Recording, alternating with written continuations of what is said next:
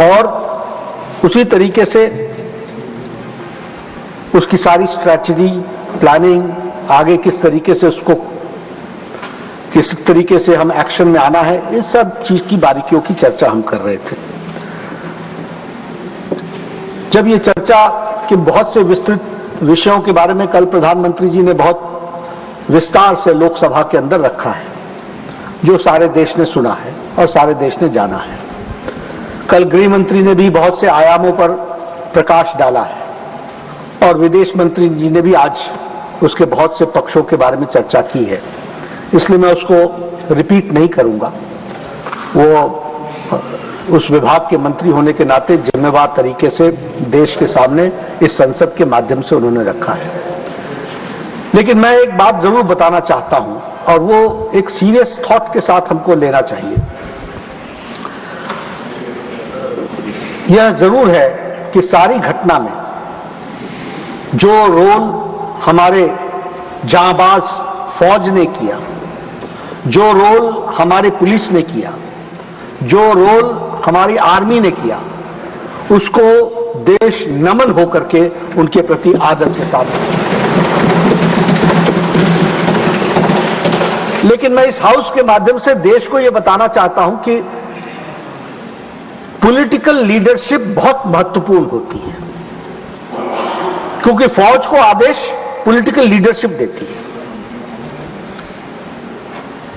और इसलिए there is a difference between a responsible government, a responsive government, a sensitive government, a proactive government and a government which responds according to the need of the hour। और एक दूसरी government भी होती है, क्योंकि political leadership का सवाल होता है उपसभापति जी, जिसे हम इनएक्टिव गवर्नमेंट कहते हैं, ल्यूकवार्म एटीट्यूड वाले गवर्नमेंट कहते हैं, non reactive, non responsive government कहते हैं। और इस अंतर को समझने के लिए सिर्फ पहलगाम की एक घटना को आइसोलेशन में देखने से शायद हम देश के साथ और इस नैरेटिव के साथ हम अन्याय करेंगे। हमको इसको संपूर्णता में देखना पड़ेगा, और संपूर्णता में देखना पड़ेगा तो इसको दो फेजेस में देखना पड़ेगा। एक फेज है from 2004 to 2014, one type of set of leadership, और एक फेज है फ्रॉम 2014 to 2025। हमको इस दो फेजेस में इसको समझने की जरूरत है, क्योंकि आपने कहा था कि पहलगाम पर चर्चा हो, मैं इसकी डिटेल में आपके साथ चर्चा करना चाहता हूं। मैं बताना चाहता हूं कि अगर हम बात करें 2004 से 2014, मैं 2014 से 2025 के बारे में बाद में आएंगे, क्योंकि ब्लैक पिक्चर दिखाने से व्हाइट पिक्चर समझ में आती है। अमावस्या को दिखाने से ही पूर्णमासी का समझ में आता है।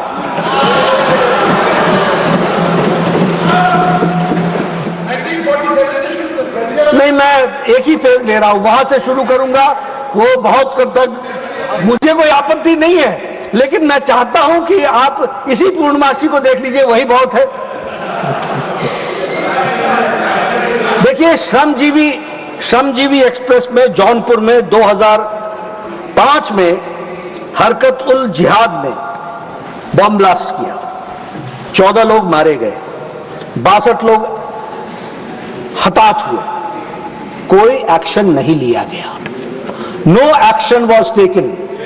Late this be on record.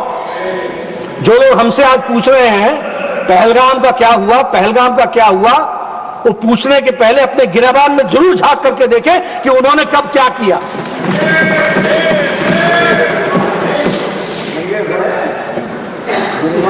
इन्होंने क्या किया? इंडिया पाकिस्तान जॉइंट कमीशन बैठाया 1989 में और met under the co-chairmanship of 2 foreign ministers in Islamabad on October 4, 2005, Shri Natwar Singh of India and Mahmood Kasuri from Pakistan, to establish technical level of working groups technical level of working groups. किस पर? Not on terrorism, on agriculture, on education, on information, on telecommunication, on environment and on tourism. यह है आपका joint action group. This is how you react, this is how you react to terrorism. यह है आपका reaction towards terrorism. Delhi serial bomb blast 29 October 2005, Sarojini Nagar, Paharganj, Govindpuri, Delhi करने वाले लश्कर तौयबा के कितने लोग मारे गए? 67। इंजर्ड कितने हुए? 200। और दिवाली के पहले यह बॉम्ब ब्लास्ट हुआ, ठीक दिवाली से ठीक पहले। आप समझिए, उस समय की कल्पना कीजिए और उस समय की सरकार की इनसेंसिटिविटी को समझिए। No action was taken.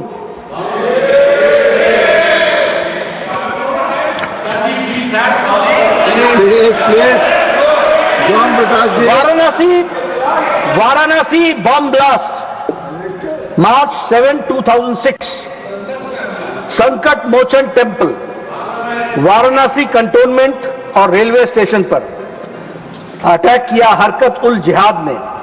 मरने वालों की संख्या 28, हताहत हुए 100। No action was taken. Mumbai train bomb blast 11 जुलाई 2006, इंडियन मुजाहिदीन लश्कर तौयबा, और उन्होंने इंडियन मुजाहिदीन ने लश्कर तौयबा के साथ सहयोग करके इसको अटैक को किया। How many killed? 209, 209 लोग, और 700 लोग हताहत हुए। इसके बाद एक जॉइंट एंटी टेररिज्म मैकेनिज्म बनाया गया, और इसमें बनाने में, जिसमें स्टेट पॉलिसी ऑफ टेररिज्म कैसे बनेगा इसको तय किया गया।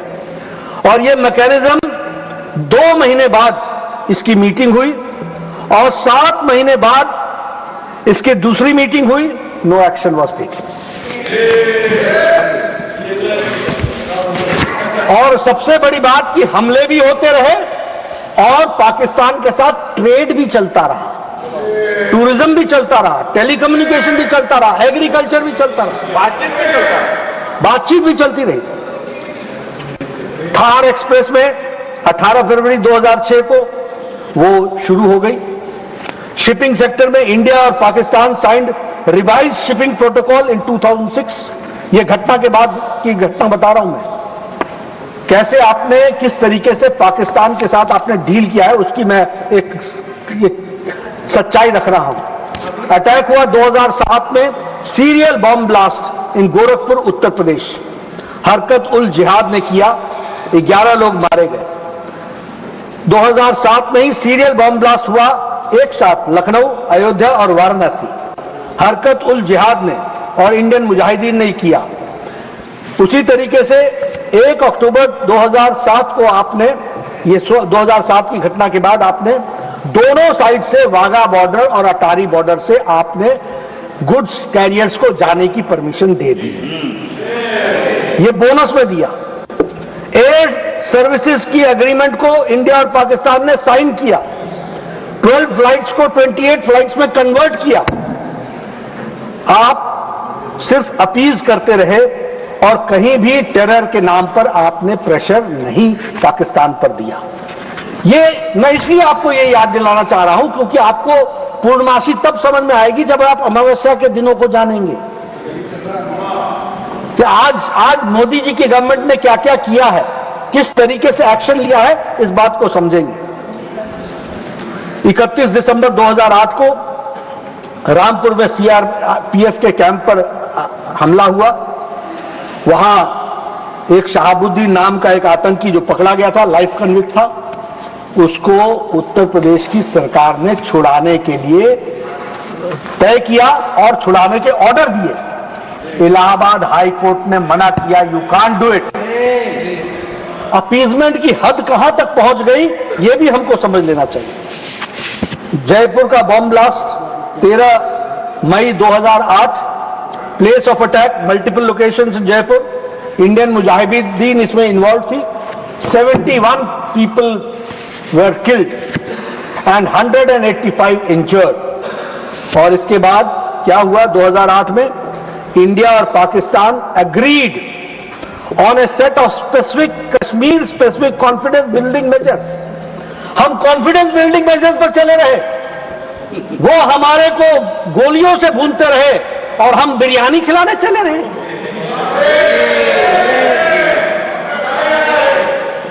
इन्होंने क्या किया उसके बाद? Triple entry permit to cross LOC, इसकी इजाजत दी। This has happened after this Jaipur incident. Simplification of the procedures of getting the permit which takes at least 2 years, otherwise वो 2 years लगता है, उसको सिंप्लीफाई किया। Frequency of 2 cross LOC bus services Srinagar Muzaffarabad और पुंछ रावलकोट, इसकी शुरुआत तो की ही की, पहले फोर्टनाइटली था, उसको वीकली कर दिया। यानी आप अपीजमेंट में मिठाई पे मिठाई खिलाते चले गए और वहां से बम और गोलियां चलती रही और वो आपको किस तरीके से अटैक करते चले गए। Bangalore serial bomb blast multiple locations पर बैंगलोर में किया गया, उसमें students Islamic Simi was involve, उसमें लोग मारे गए और 20 लोग इंजर्ड हुए। Ahmedabad serial bomb blast in 2008 जुलाई 26, इसमें भी मल्टीपल लोकेशंस में अहमदाबाद में हुआ और इसमें भी इन्वॉल्व इंडियन मुजाहिदीन था। पीपल किल्ड 56, संख्या देखिए साहब, कहीं 70, कहीं 56, कहीं 100, कहीं 209 और over 200 people were injured. Delhi serial bomb blast 13 September 2008, Connaught Place, Gafar Market and other areas in Delhi involved Indian Mujahideen. People killed 30, injured 133, हताहत। और आपने क्या किया इसके बाद? ये घटना है 2008 की, 2008 की। आपने क्या किया?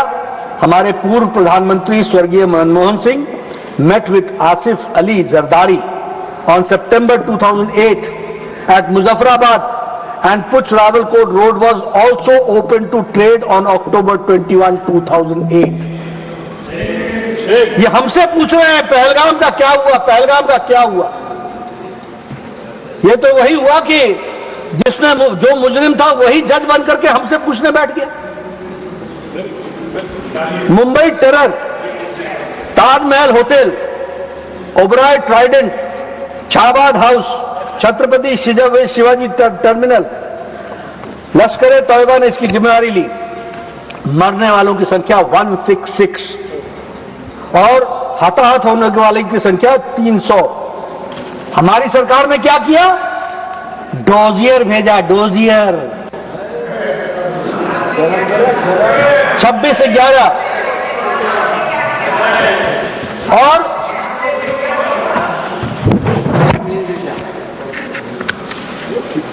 और सीनियर मोस्ट ऑफिशियल्स ने क्या उत्तर दिया?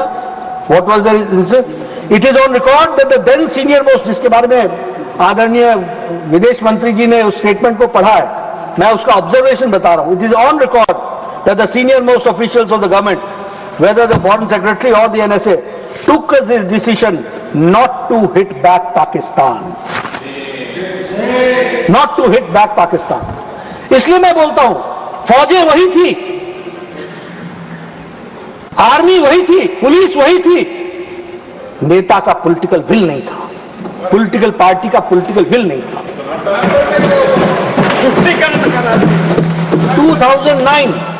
2009 रशिया में शांघाई कोऑपरेशन ऑर्गेनाइजेशन की डायलॉग शुरुआत हुई।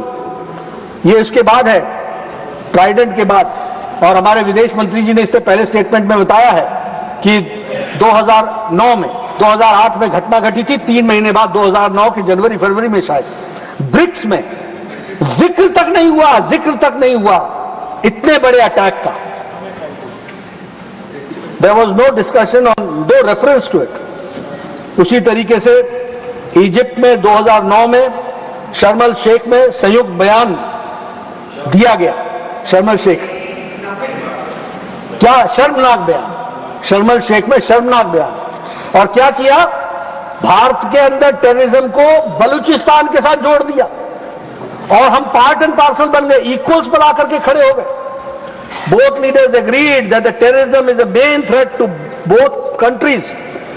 Both countries means Pakistan. Pakistan जिसकी टेररिज्म हरकत में है, फितरत में है, उसको हमने एक तरीके से clean chit the. Both leaders affirmed that they will resolve fight terrorism to cooperate with each other.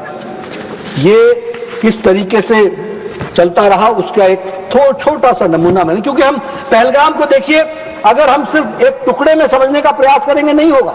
हमको समझना पड़ेगा क्रोनोलॉजिकल ऑर्डर के तरीके से कि घटनाएं कैसे कैसे देश में चलती रही और पॉलिटिकल लीडरशिप कैसे कैसे रिस्पॉन्ड करती रही, इसको समझना पड़ेगा और इसको ध्यान में लेना पड़ेगा.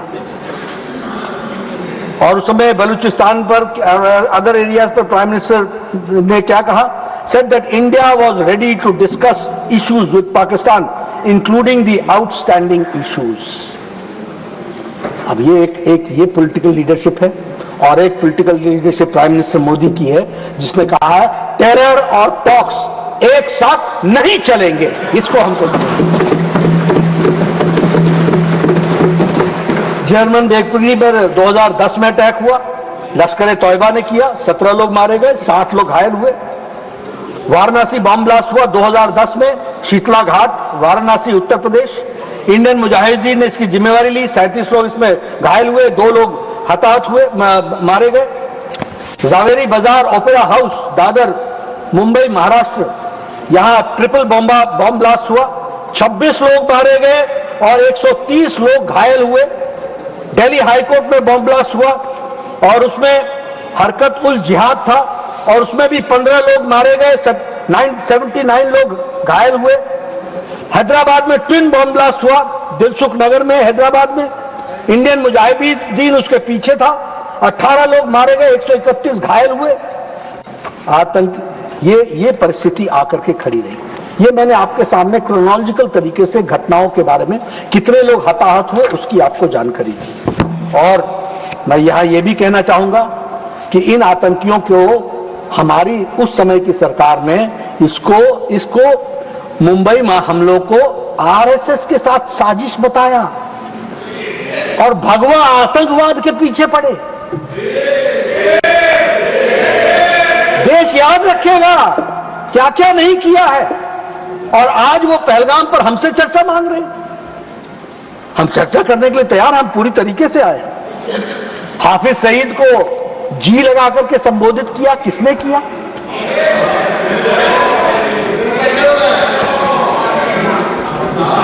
हमारे पूर्व रक्षा मंत्री, उनका स्टेटमेंट पढ़ता हूं हाउस के अंदर. India has a policy for many years that the best defence is not to develop the borders. Not to develop the borders. An undeveloped border is safer than the developed border. So for many years there was no construction of roads, airfields, nothing in the border areas. इसको मैं अमावस्या ना कहूं तो और क्या कहूं? जनाब जी बोलो. एक गृह मंत्री का बयान है, मुझे कश्मीर जाने में डर लगता.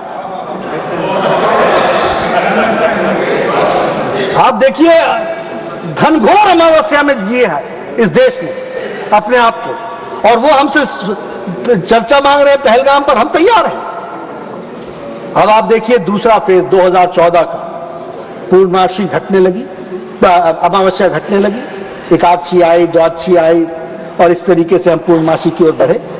2014 में पूरे देश में, और मैं ऑन रिकॉर्ड बोलना चाहता हूं, गृह मंत्री जी आएंगे, वो भी अपने बयान में सारी बात डिटेल में रखेंगे, लेकिन अदर देन जम्मू कश्मीर सारे देश में टेररिस्ट अटैक बंद हो गए हैं. इस बात को हमको समझ लेना चाहिए. Only in Jammu Kashmir level, सारे देश में नहीं तो कभी हैदराबाद, कभी मुंबई, कभी वाराणसी, कभी कोलकाता, कभी बेंगलुरु, कभी कौन सा देश बचा था, हर एक जगह bomb blast, bomb blast, bomb blast. Delhi एक नहीं 3 बार हो गया इस 10 साल के अंदर, 10 years के अंदर.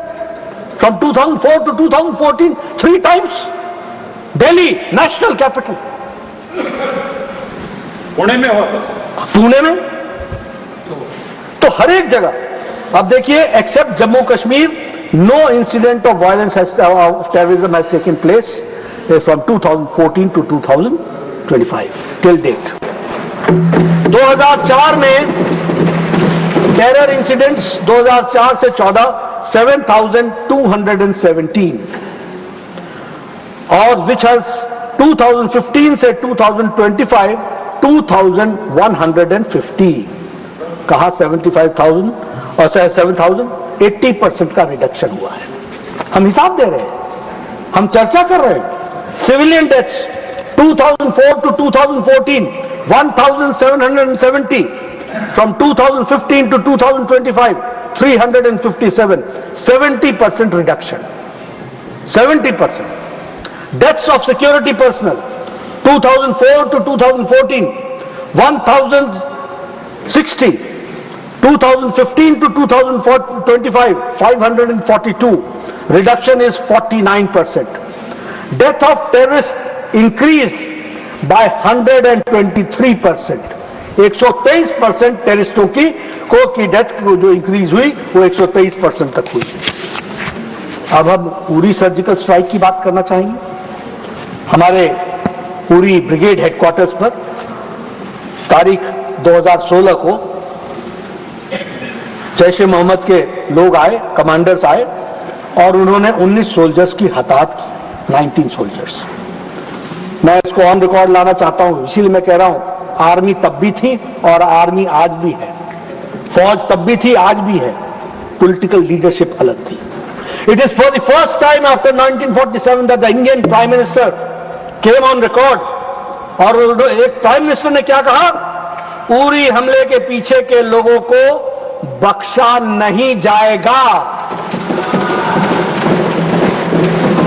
कोझिकोड में कहा था, कोझिकोड में, और बख्शा नहीं जाएगा। और 3 दिन के भीतर सितंबर 28 और 29 को सर्जिकल स्ट्राइक्स हुई, लॉन्चिंग पैड्स को ध्वस्त कर दिया गया और for the first time Pakistan military personnels को कम से कम 30 से 40 मारे गए और साथ में टेररिस्टों का सफाया हुआ, लॉन्चिंग पैड समाप्त हुए। यह जवाब, यह है पूर्णमासी, यह है बदलता भारत, यह है मोदी जी का नेतृत्व और यह है ट्रांसपेरेंसी। आज तक 47 से किसी prime minister has not responded. और आप बोलते हैं पीएम बोलो, पीएम बोलो। पीएम जब बोलते हैं तो दुनिया को जवाब देते हैं, देश को तो देते ही हैं।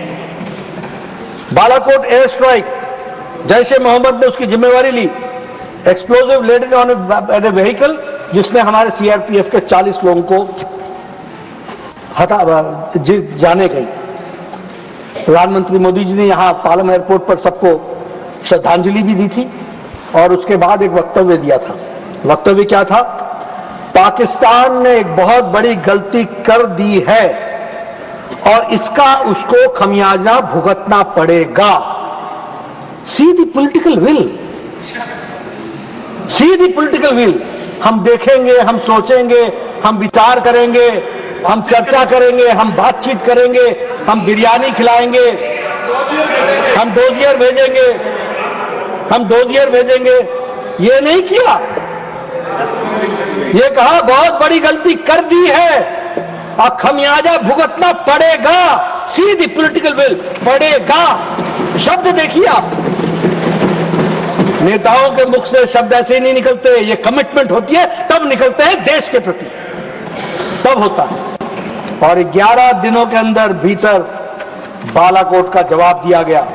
70 किलोमीटर अंदर घुसकर 5,000 किलोग्राम के एम्यूनिशंस को ड्रॉप किया गया और वहां हमारे उनके सारे जो ठिकाने थे उनको हम लोगों ने ध्वस्त किया।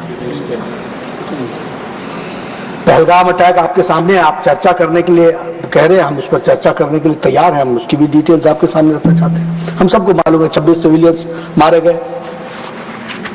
आदरणीय मोदी जी ने मोतिहारी में उसके बारे में भी चर्चा की। बिहार में चुनाव प्रचार में गए थे, जी नहीं, आप भूल गए, भारत देश की मिट्टी से आपका संबंध नहीं है। वो पंचायती राज दिवस था और मधुबनी, क्षमा, मधुबनी पंचायती राज दिवस था। भारत के प्रधानमंत्री हर साल, इसी साल नहीं, हर साल पंचायती राज दिवस अपने पंचायत के सदस्यों के साथ, चुने हुए सदस्यों के साथ मनाते हैं, हर साल, एवरी ईयर। और वो वहां गए थे और उन्होंने वहां पर कहा था, और वो भी देखिए शब्द, देखिए नेता के शब्दों में conceptually how clarity it was, कि तुमको कल्पना से बड़ी सजा मिलेगी, जो तुमने सोचा भी नहीं होगा वो सजा तुमको मिलेगी। और आपको मालूम है, हम सबको मालूम है कि 13 दिनों के अंदर भीतर जवाब दिया गया। ऑपरेशन सिंदूर, हमने टेरर इंफ्रास्ट्रक्चर को हिट किया, मेजर्ड था, नॉन एस्केलेटरी था। हम 300 किलोमीटर अंदर गए, पाकिस्तान के एयरबेस में वहां पर प्रिसिशन के साथ एक्यूरेसी की, कोई सिविलियन हताहत नहीं हुआ और कोई उस वहां पर मौजूद टेररिस्ट बचा नहीं।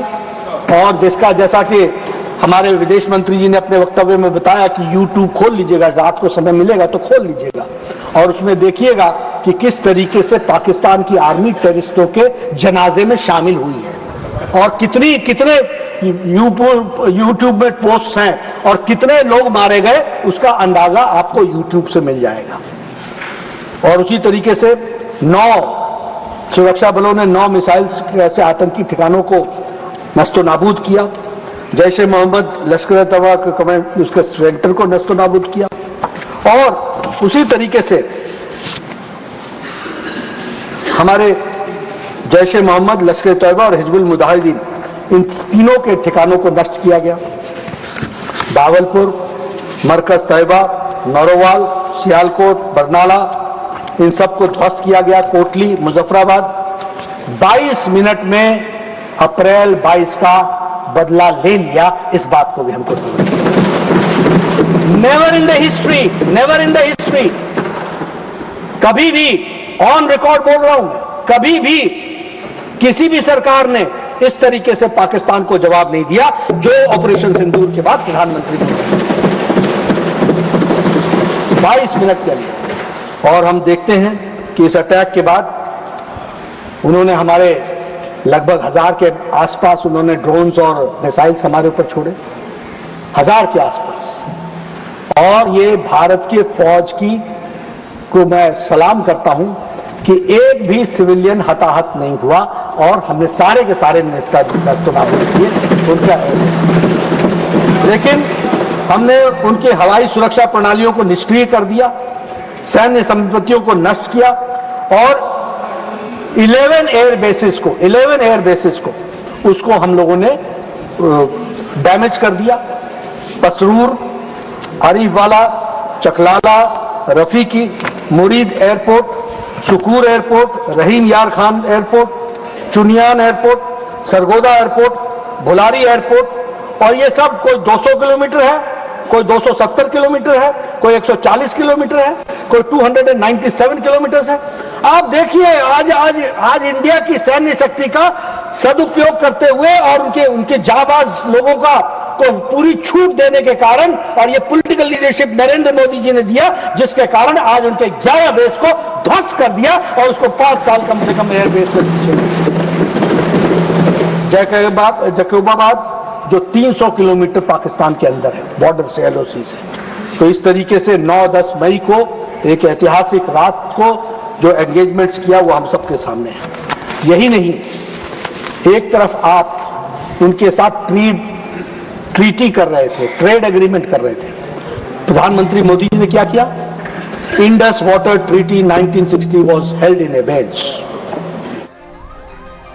तो आप जेपी नड्डा को सुन